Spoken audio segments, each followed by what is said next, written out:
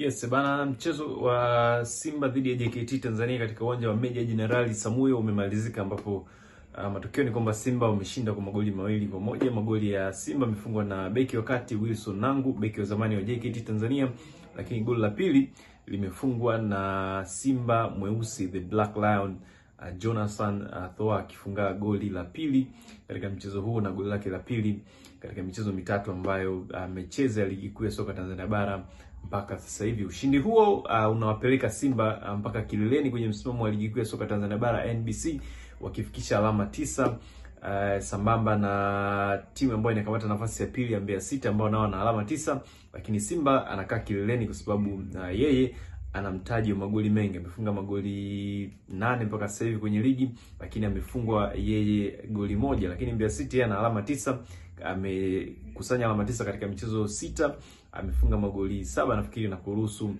magoli mengi tofauti na Simba. Kwa hiyo Simba ipo kileleni mpaka sasa hivi kwenye msimamo wa ligi kuu ya soka Tanzania bara akiwa na alama 9, nafasi ya pili akiwa ni Mbeya City.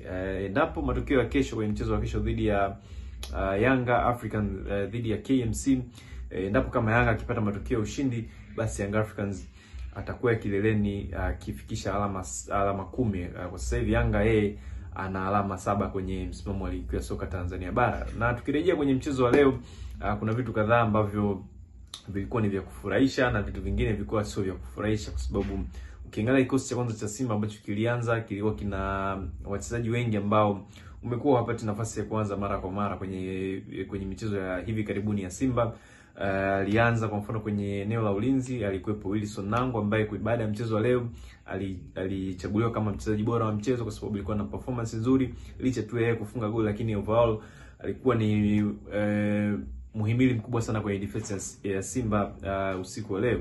Lakini mchezaji mwingine ambaye alipata nafasi ya kuanza kwenye kikosi cha Simba katikati alikuwepo ni Neo Maema, ambaye alikuwa akicheza katikati na Yusuf Kagoma akishirikiana na kina Joshua Mutale ambao mara nyingi wamekuwa pia wapata nafasi ya kuanza. Lakini pia mchezo wa leo kwa mara ya kwanza Stephen Dese Mukwala alipata nafasi ya kuanza kwenye mchezo wa ligi kuu ya soka Tanzania bara, lakini hakufanikiwa kufunga goli. Kwa hiyo ni kitu ambacho hakikuwa na impact kubwa sana. Hiyo rotation haikuwa na impact kubwa sana kwa sababu kabla ya Simba kupata hayo magoli mawili walianza kufungwa wao, na katika kufungwa kwao hilo goli moja ambalo lilitanguliwa na JKT Tanzania, hawa wachezaji wote ambao nimekutajia hapa ambao walianza kwa mchezo wa leo walikuwa bado hapo sehemu ya mchezo. Lakini kocha Dimitar Pantev akafanya mabadiliko ya haraka ya wachezaji wachezaji 4 mpaka 5.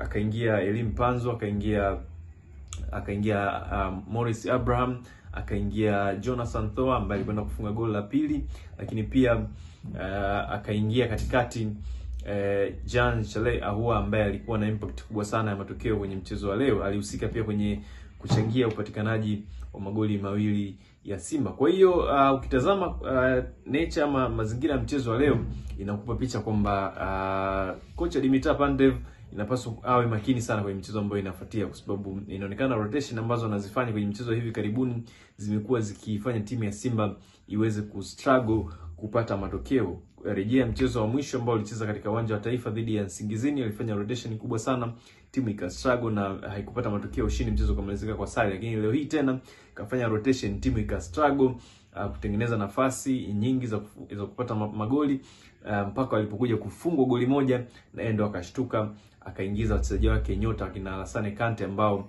walikwenda kuleta utulivu kwenye midfield.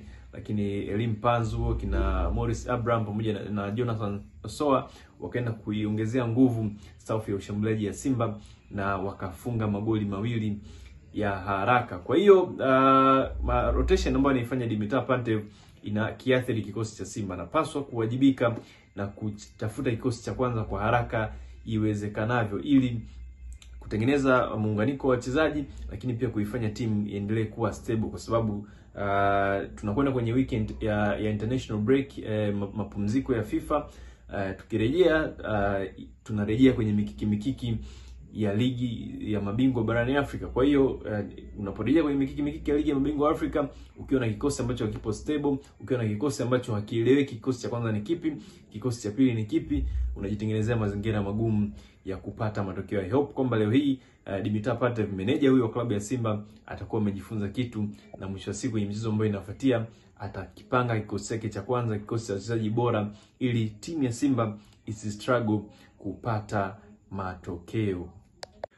Yes bana, mchezo wa Simba dhidi ya JKT Tanzania katika uwanja wa Meja Jenerali Samuyo umemalizika, ambapo matokeo ni kwamba Simba wameshinda kwa magoli 2-1. Magoli ya Simba yamefungwa na beki wa kati Wilson Nangu, beki wa zamani wa JKT Tanzania, lakini goli la pili limefungwa na Simba mweusi the Black Lion, Jonathan Thoa akifunga goli la pili katika mchezo huu, na goli lake la pili katika michezo mitatu ambayo amecheza ligi kuu ya soka Tanzania bara mpaka sasa hivi. Ushindi huo unawapeleka Simba mpaka kileleni kwenye msimamo wa ligi kuu ya soka Tanzania bara NBC, wakifikisha alama 9, sambamba na timu ambayo inakamata nafasi ya pili ya Mbeya City ambao nao na alama 9, lakini Simba anakaa kileleni kwa sababu yeye ana mtaji wa magoli mengi. Amefunga magoli 8 mpaka sasa hivi kwenye ligi, lakini amefungwa yeye goli moja. Lakini Mbeya City ana alama 9, amekusanya alama 9 katika michezo 6, amefunga magoli 7 nafikiri, na kuruhusu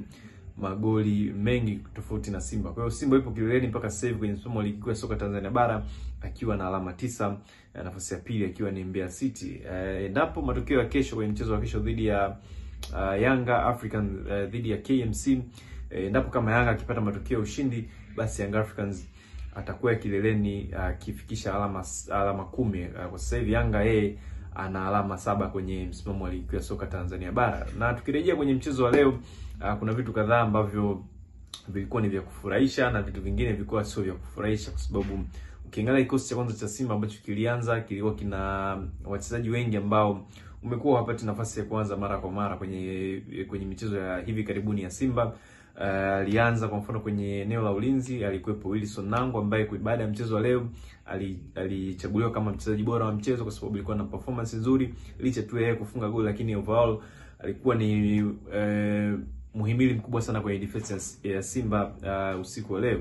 Lakini mchezaji mwingine ambaye alipata nafasi ya kuanza kwenye kikosi cha Simba katikati alikuwepo ni Neo Maema, ambaye alikuwa akicheza katikati na Yusuf Kagoma akishirikiana na kina Joshua Mutale ambao mara nyingi wamekuwa pia wapata nafasi ya kuanza. Lakini pia mchezo wa leo kwa mara ya kwanza Stephen Dese Mukwala alipata nafasi ya kuanza kwenye mchezo wa ligi kuu ya soka Tanzania bara, lakini hakufanikiwa kufunga goli. Kwa hiyo ni kitu ambacho hakikuwa na impact kubwa sana. Hiyo rotation haikuwa na impact kubwa sana kwa sababu kabla ya Simba kupata hayo magoli mawili walianza kufungwa wao, na katika kufungwa kwao hilo goli moja ambalo lilitanguliwa na JKT Tanzania, hawa wachezaji wote ambao nimekutajia hapa ambao walianza kwa mchezo wa leo walikuwa bado hapo sehemu ya mchezo. Lakini kocha Dimitar Pantev akafanya mabadiliko ya haraka ya wachezaji wachezaji 4 mpaka 5.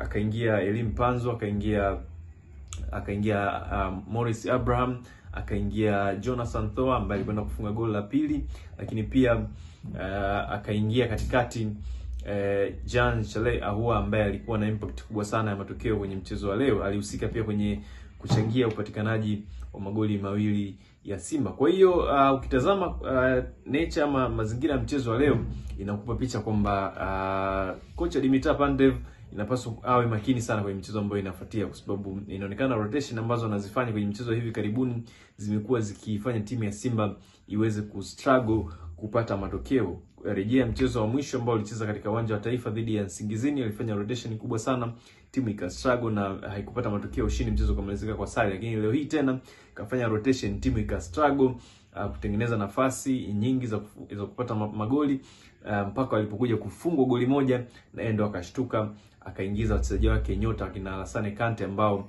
walikwenda kuleta utulivu kwenye midfield.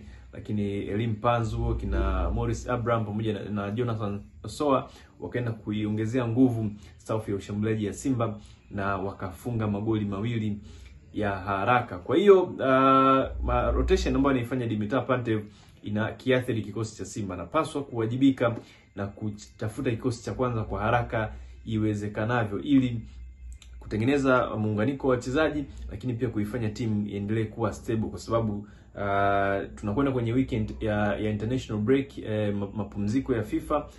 Tukirejea tunarejea kwenye mikiki ya ligi ya mabingwa barani Afrika. Kwa hiyo unaporejea kwenye mikiki ya ligi ya mabingwa Afrika ukiwa na kikosi ambacho hakipo stable, ukiwa na kikosi ambacho hakieleweki, kikosi cha kwanza ni kipi, kikosi cha pili ni kipi, unajitengenezea mazingira magumu ya kupata matokeo. I hope kwamba leo hii Dimitar Pantev, meneja huyo wa klabu ya Simba, atakuwa amejifunza kitu, na mwisho wa siku kwenye mchezo ambao inafuatia atakipanga kikosi chake cha kwanza, kikosi cha wachezaji bora, ili timu ya Simba isi struggle kupata matokeo.